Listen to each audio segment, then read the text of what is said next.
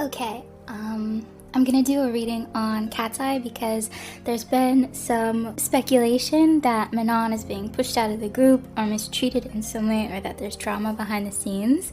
Of course, everything I say is all alleged and for entertainment purposes only, and with peace and love. And let's go! I'm gonna pull specifically on Manon first. Walking away emotionally from something that can be in your unconscious. That's labor, but it's also like, is this worth it? Knight of Swords. Oh, wanting to say something. Oh, I see. Manon, like, I'll pull more cards before I talk. That's sometimes like dissatisfaction, but also it's like, I don't know what my future is. And like what I thought I was gonna do is not what I think is going to happen. Ten of Swords in the reverse position. That can be like getting over something, or like the worst has passed. And happily ever after.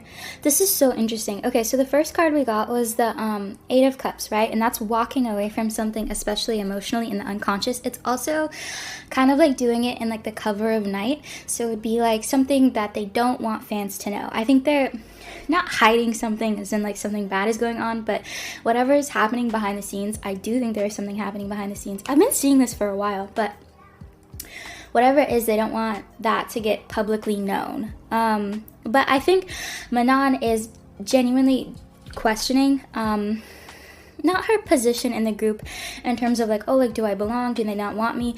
But it's more like a contractual thing. I think everybody in KATSEYE is frustrated in one way or another. I think Manon maybe is the most obvious one because it's the most front-facing. But this is like, I want to say something. And this card is like the fruits of my labor. If you like know the origins of Manon specifically, it was like she was like scouted online instead of like applying to be in the group. And so I feel like, if you watch the documentary, it really seemed like they wanted Manon in this group. And so to me, it seems almost like the future I had planned for myself got like twisted and turned, and now I'm in this massive girl group. But now, like, there's so much, like, conflict, and there's so much, like, hard work, and I don't know if this is really what I want my life to be or my life path. She's put a lot of work into this. So, it's not so much sunken cost fallacy, but it's sort of like, I think the girls they were in, like, the documentary for, like, 2 years or something. I don't know what the timeline is, but then they've been in KATSEYE for, like, a year or two as well. So at least a couple of years towards this pursuit and all of, like, the blood, sweat, and tears that go into becoming an idol. So she's looking back at that. Like, I spent so much time, and I got into this group. A lot of people didn't get into this group. And so I think Manon feels like, in my mind's eye, I see her kind of in the middle of, like, a tornado, and she's like, I don't know what to do. I don't know. It's like partly guilt, but I think that's misplaced, but she feels a little bit guilty, but she's also very frustrated. But it's almost like she really wants to like tell her fans or maybe the general public what's going on, but she's bound by a contract or someone is telling her not to, and she'll get in trouble if she does. But she, I think, could actually quite clear up easily what's going on. I don't feel like I'll have to pull more cards before I'm certain about this, but it doesn't feel very, like, shady in that sense. It's almost like, it literally is if, like, you worked a job and there was, like, conflict at work, but it's not, like, shady per se. Anyway, so this card, though, in the reverse position is, like, her thinking about her future. This card in the reverse position is, like, the worst has already happened or already been said, and then this is, like, happily ever after, which gives me hope.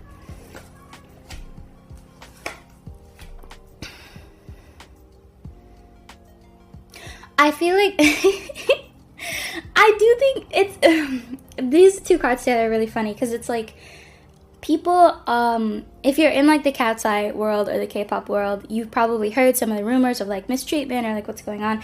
Almost like I could see people being really frustrated, especially because Manon is a black K-pop idol and there's like none of those. Like Fatal is the only black K-pop idol other than Manon.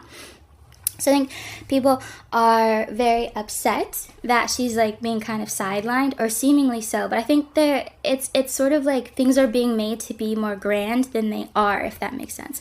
There is injustice happening because the justice in the reverse position, but it's almost like, oh my god, this is gonna be so effing annoying if that's true.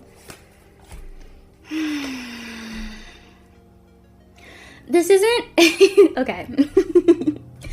This card the Knight of Wands. Wands is like fire. That's what its element is. And this can sometimes talk about like flamboyancy almost. And like, I feel like Hybe sees, or Hybe x Geffen, see the rumors that are being spread online, and KATSEYE is getting somewhat negative publicity after just having a comeback. Or are they still promoting their comeback? I'm not sure. Anyway, they just had a comeback. It's not so much that Hybe and Geffen are like trying to create drama, but they see the drama and they're not stopping it, and they could. They kind of like that the girls are being talked about. I think Hybe x Geffen really like, because you have to remember, they're more of an American group than they are a Korean group. And Korean groups don't really like having like rumors about members not liking each other. That's not like the vibe. In America, like, we love drama. We like reality TV, like we love all of that. Like, so I think Hybe x Geffen are not like that upset that people think that there's beef in the group, because that gives like eyes to KATSEYE, and so people are looking at it from a more parasocial lens than just strictly the music. And you see that with their promotions. I mean, every K-pop idol uploads to like social media, and like, you know, if you follow their YouTube channel and their shorts and stuff, and like they're always like posting on there. But I think Hybe x Geffen kind of like that there's rumors that like, oh, they don't like each other. They haven't necessarily created those rumors, but they're not stopping them. I think they like them. Anyway, the sun in the reverse position is unhappiness. That seems related to all the members, not just Manon specifically, but Manon is definitely unhappy. The Fool is like almost like being bait and switched, but also being kind of like naive. I think the contracts that they signed are no joke. I don't know why, but I think every idol doesn't maybe realize how intense their contracts that they sign are. And I feel like you would probably get a lawyer, right, if you were signing a massive contract. I don't know if it's like, maybe not everything in the contract is explained, or they don't really, it's almost like you don't realize it's going to be a problem until down the line. But there's something about contracts, or it doesn't have to be, but it's like an expectation, and it's something that you can't wiggle your way out of, and you were naive when you did it. But I keep seeing someone signing something, which makes me think of a contract, whatever. And the Hermit is like going within. I think Manon, I'm gonna have to pull more cards, but honestly, it doesn't seem quite like she's being pushed out. I genuinely think Manon is taking a step back more than she's being pushed out. I think Hybe x Geffen are quite upset that she's taking a step back, but to be honest, it seems like Manon has kind of like not distanced herself from the group, but maybe from the labor of the group. I think the other members are a little bit frustrated because, I mean, to be honest, I think Manon is somebody who is really self-possessed. I feel like she's maybe a little bit more of a free spirit. You know, if you follow their content, you kind of notice that, like, Manon, like, she's very, like, cool as a cucumber. Like, she is somebody who just, like, knows herself, it seems. And so it's almost like she struggles, and I think that was shown in the documentary. She struggled a little bit with the K-pop idol system and, like, rigidity and, like, expectations in that way. And so I think Manon has really strong boundaries, like, as a natural thing to her. Like, I suck. I have terrible boundaries. That's something I have to work on in this lifetime. Manon seems like somebody that has always had pretty good boundaries. And so, Four of Cups, that's like expectations, the Lover, severance, and the Death, a lack of a rebirth. I think I saw this. I can't remember if I said this in one of the videos or not, but I remember seeing this at some point where I was like, Manon wants to leave the group. And this was like this was months ago, but I think that's still true. I don't think she can because of the contract maybe, or because she feels like she'll let the other members down. But like, the reason I say this is expectations. It's sort of like someone is offering you something, and it's like also contemplation. So it's sort of like, do I want this? And I think she's always been this way. But like, if you put yourself in the shoes of Manon, and it's like you're offered a once in a lifetime opportunity, like someone literally saw your picture, was like, hey, you're hot, do you want to be in like this like girl group, or at least try to be, right? There's the promise of fame and fortune, and I mean, like, I think a lot of people would fall into that, even if it's like, well, but like, I don't know, would I even be good at this? Would I even enjoy this? And I think that was a big thing. Anyway, so I feel like Manon, the Lovers in the reverse position is like the separation of two things, which would, to me, in my mind's eye, I see that as Manon maybe separating from KATSEYE.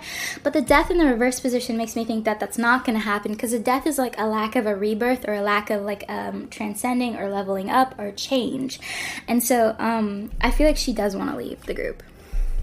Not even like, I mean, like, I do think the behind the scenes of Hybe x Geffen are not the most pleasant. I think the working conditions, I've seen this in a lot of readings, the working conditions don't seem like they're really nice. They're very American. You have to remember, Manon is like Swedish or something. I feel, I don't know where she's from, but a Nordic country which has maybe different, you know, cultural norms around labor.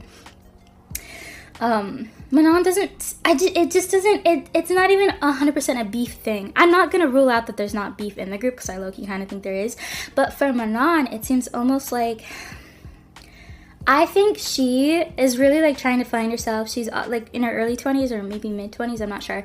And she's kind of a free spirit, and I think sometimes she struggles to do things that she doesn't want to do, especially if it doesn't align with her heart. I think Hybe X Geffen are kind of upset at her because they're like, girl, like get with the fucking program. Like we hired you to do this. You said you were on board when you agreed to be in the group.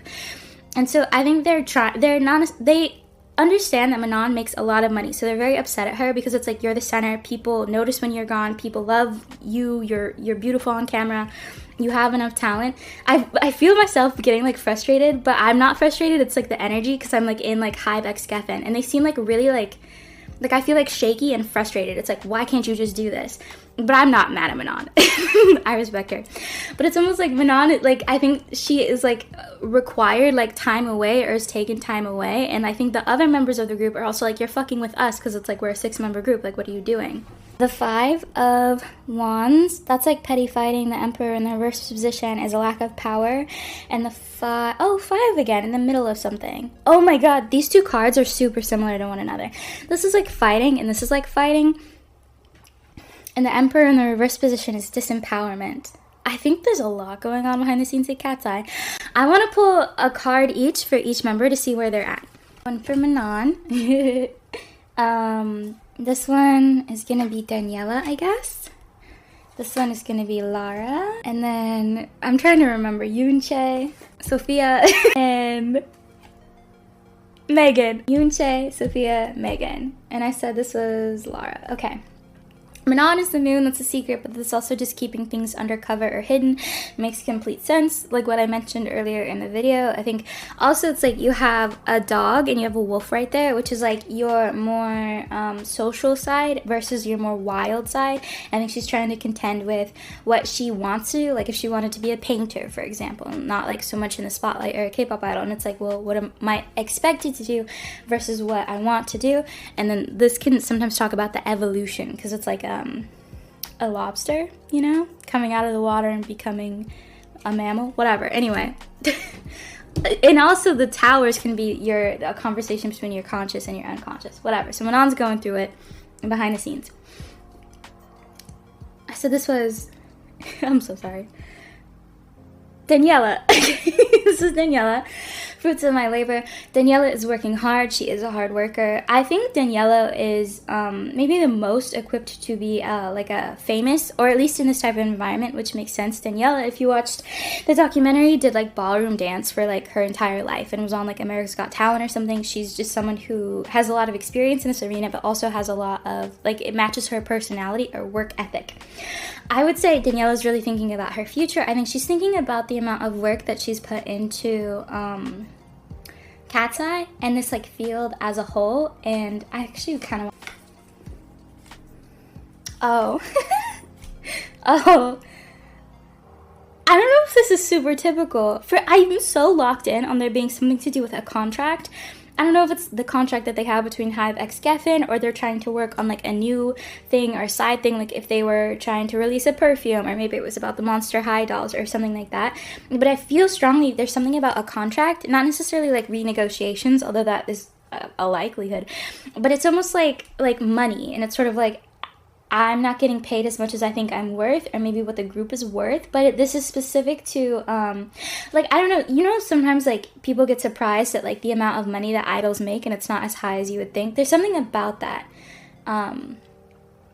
with Daniela, because this is also, like, a contract and the exchanging of things, and I feel like Daniela is like, I think I'm worth more than this, which is good for her, because I don't feel like they're actually being paid as much as you would think. Anyway. I said this is Lara. 3 of Wands in the reverse position is like thinking about your future.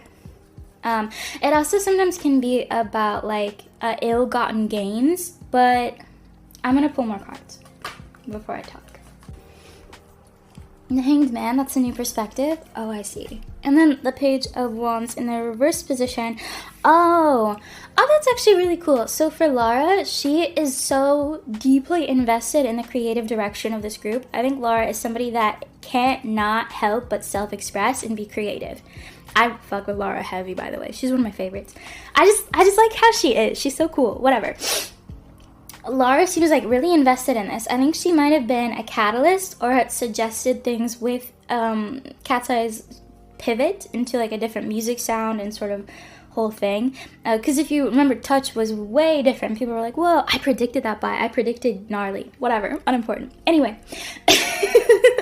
I was so gagged when I got that right. I was like, oh my god.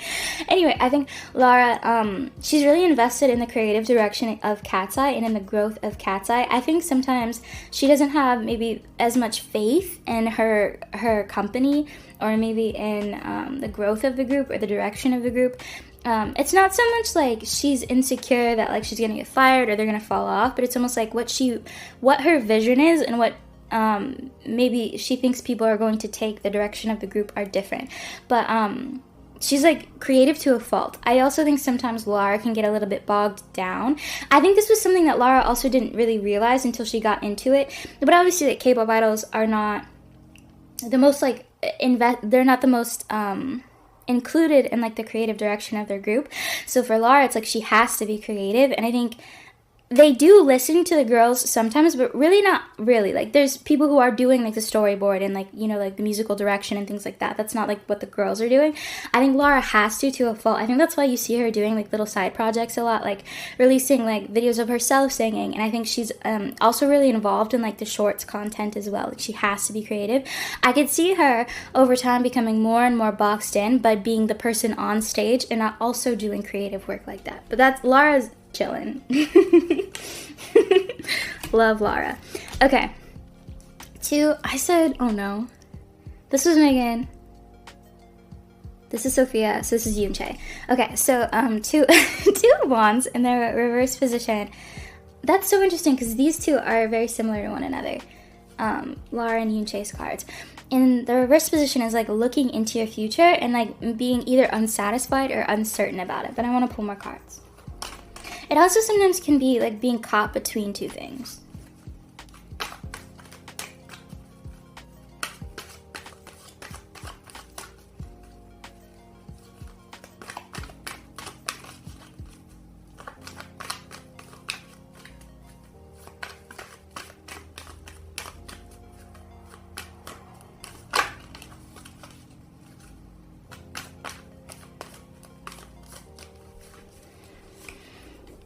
Strength. Queen of Wands. Oh, good for her. Honestly, good for her. These are great cards. Yoonchae knows that Yoonchae isn't really like an underdog. I think she has like a cult following. Even though she's not the most popular member, like people who like her really like her. And I think nobody has beef in the fandom with Yoonchae. Everyone is excited about her. They like that she's sassy. She's magnetic on stage. She's very beautiful. Yoonchae, I think, is like thinking about her future, and I think she feels like she's maybe a little bit underplayed in the group with her strengths. Almost like other members are put above her or like pushed more than she is. Because I mean, like, she's Korean, and like Katseye, I think, his main demographic is trying to be America, and like America is, you know, racist, and so I feel like that's why members that are more Eurocentric looking are being pushed more, and like Yoonchae isn't necessarily, although like I think she is like the key that like puts them also in the Korean demographic more heavily. I like Yoonchae. I think she's so funny. Anyway, the strength card is like, this is her forte. Like Yoonchae, I think, trained in the idol system before she got into Dream Academy. Queen of Wands is like an it girl, feeling yourself. I think Yoonchae could be a major contender to becoming one of like the faces of the group or one of the most popular members. But at present, I think she's a little bit frustrated that they're not using her to her best abilities. I also think Yoonchae sometimes has like a what if type of thought, like what if I'd gotten to a different group, or what if I'd been, you know, admitted to a different program or something like that. And so I don't know. Yoonchae, I think, is chilling. She's not bothered one way or another. Sophia, Empress, that makes so much sense. They call her a princess, right? Empress is like feeling yourself. It's like femininity. that's getting over like frustrations, being bound up, especially mentally, and a lot like loss of, oh, that's actually kind of sad. Well, okay, wait, let me back up. This is good news, but like, I think Sophia was going through it. I think she was very sad. It might be like, it might be a lot of things, but the first thing, I think she was homesick. Makes sense. She seems very close to her parents. The Philippines seems very different from America. So I think she was homesick. I think also she got sidelined in a way that, because if you watch Dream Academy, they loved Sophia. It's like early on, you were like, they want her in this group. So they love Sophia. She's heavily highlighted.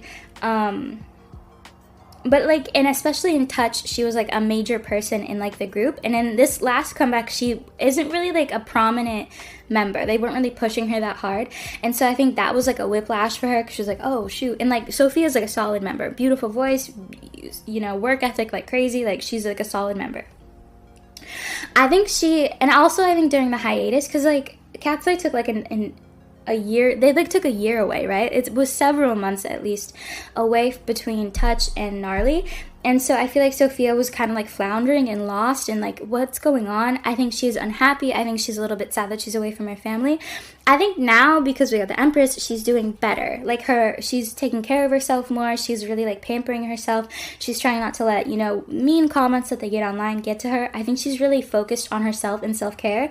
It's almost like she's like, I know who I am. I'm in KATSEYE. This is my job. Like, I think she is trying to become more balanced. I think, to be honest, like, if I could get woo-woo for a second, spiritually, this was, like, a good test for her, like, soul to, like, grow through. You know what I mean?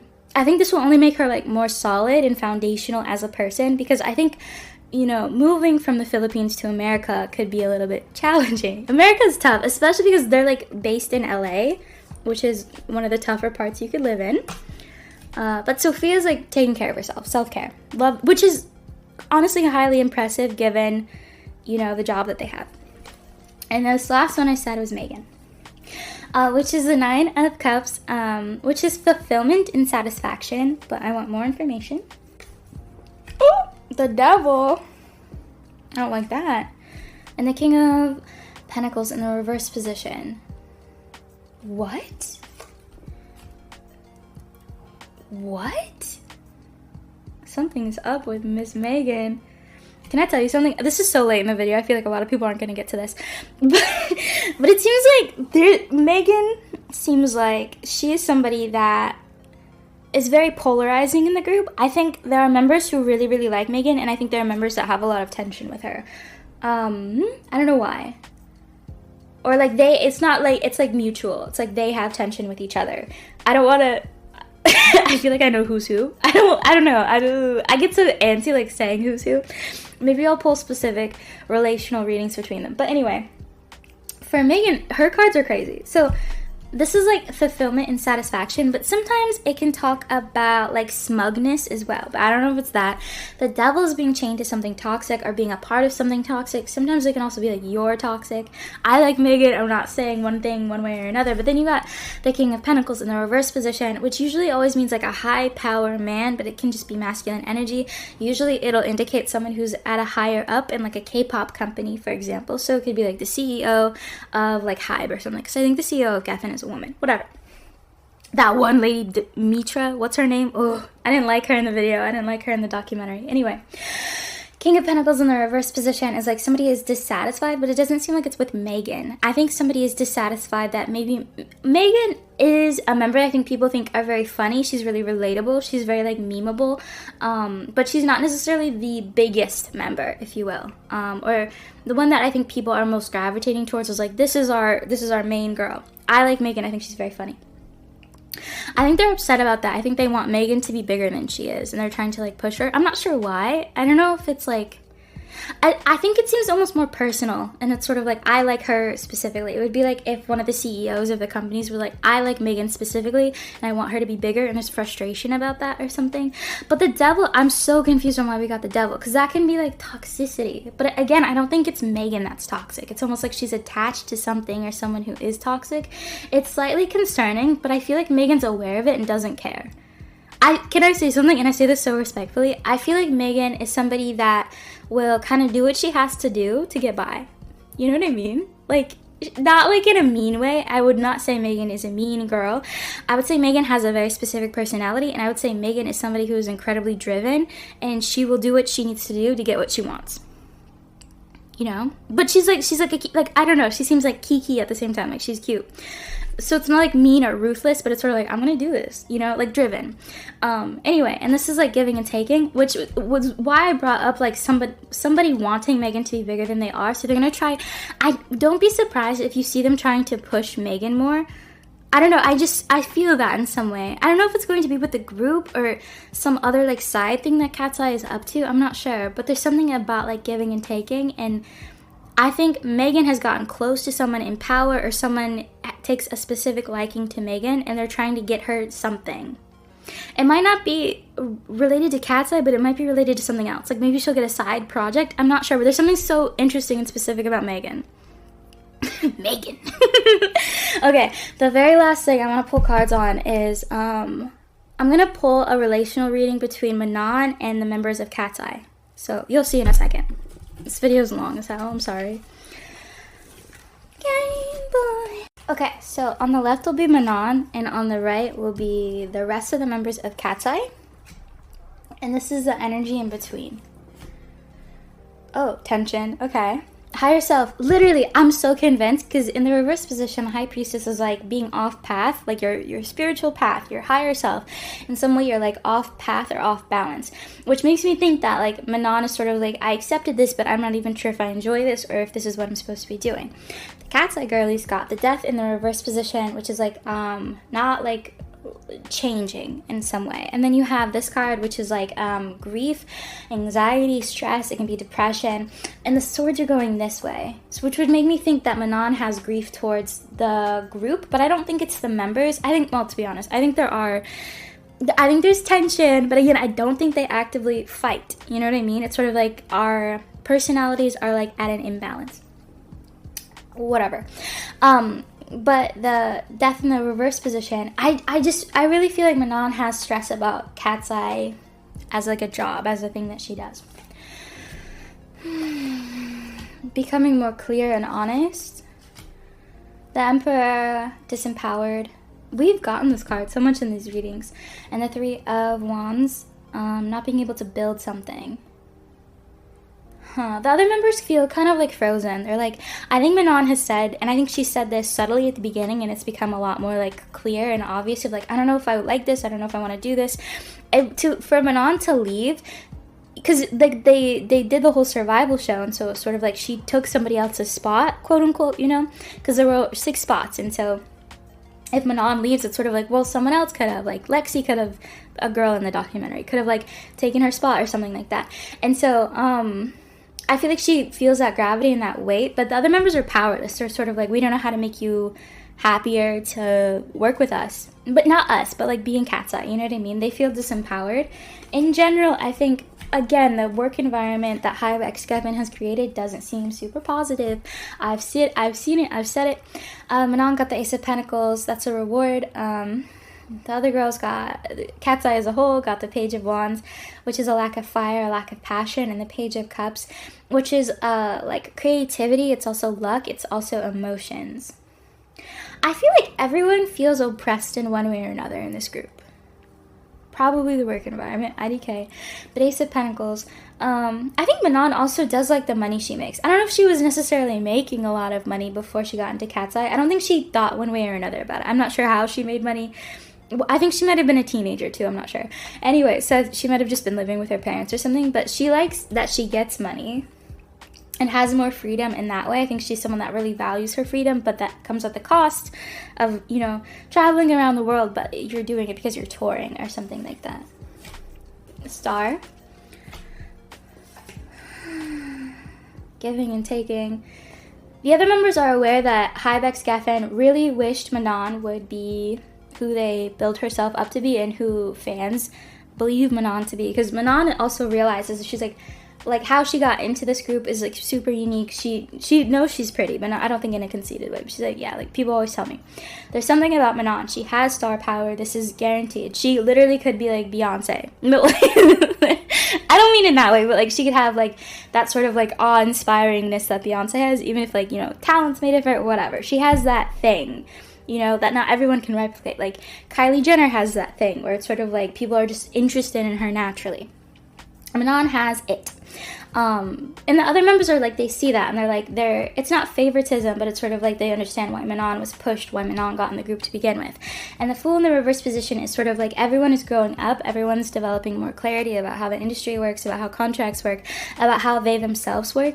I think we're just kind of witnessing girls who used to be just, you know, normal, regular girls, and they're kind of becoming more mature women in the spotlight, and we're witnessing that, like, you know, through shorts and through ads and stuff like that.